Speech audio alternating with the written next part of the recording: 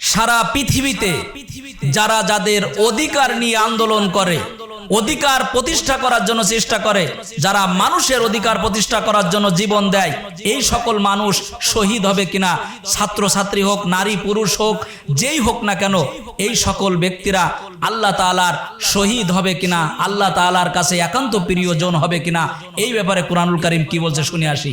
কুরআনুল কারীম বলছেন, ওয়ালা তাকুলু লিমান ইয়াকতালু ফি সাবিলিল্লাহি আমওয়াত বাল আহইয়া ওয়ালাকিন লা তাশউরুন।